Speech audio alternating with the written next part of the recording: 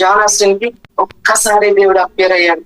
ఒక్కసారి తన లైఫ్ లో కనబడి, ఇంకెప్పుడు కూడా నువ్వు నన్ను చూడాలని నువ్వు ఎప్పుడు కూడా నువ్వు ఎక్స్పెక్ట్ చేయొద్దు, నన్ను పిలవద్దు కూడా, నీకు ఇదే ఫస్ట్ ఇదే లాస్ట్, ఇక నేను నీకు కనపడను, నేను కనపడదా త్రూ నా వాక్యం ద్వారా, నా వాక్యం ద్వారా నీకు నేను ఎప్పుడు కూడా నేను నీకు దగ్గరగా ఉంటానని ఆ ఒక్కసారి కనబడినందుకే జాన్ ఆస్టిన్ లైఫ్ అనేది టోటల్ గా చేంజ్ అయిపోయింది, పవర్ఫుల్ గా అయిపోయింది. తన యొక్క మినిస్ట్రీ అనేది, ఆయన చేసిన ప్రతి మినిస్ట్రీ, ప్రతి మెసేజ్ కూడా ఎంతో శక్తివంతంగా ఉంటది. దేవుడు ఊకే పదే పదే కూడా కనపడడు మనకి.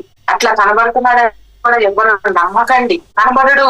ఊకే మినిట్ అదేదో స్పెషల్ గా వాళ్ళ గురించి తెలిసిపోతుంది. వాళ్ళు చెప్తున్నారంటే వాళ్ళ గురించి నిజంగానే అది ఆ పవర్ డెమాన్స్ట్రేషన్ అనేది కనిపిస్తుంది.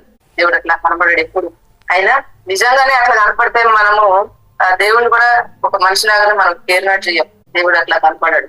రోజు నువ్వు చదువుతున్నావు, నీ చేతిలో ఉన్న జీవుడు అదే దేవుడు నీకు కనిపిస్తున్నాడు. వాక్యం ద్వారా నీతో మాట్లాడుతున్నాడు. వాక్యం నువ్వు చదివినప్పుడల్లా నీతోటి ఆయన డైలీ మాట్లాడుతున్నాడు.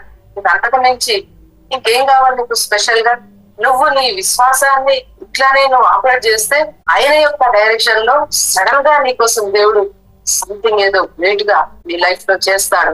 మన దగ్గర మనకి ఇవ్వబడిన దాన్ని యూజ్ చేయడం స్టార్ట్ చేస్తే దేవుడు నీకు కావాల్సినవన్నీ కూడా అనుగ్రహిస్తాడు.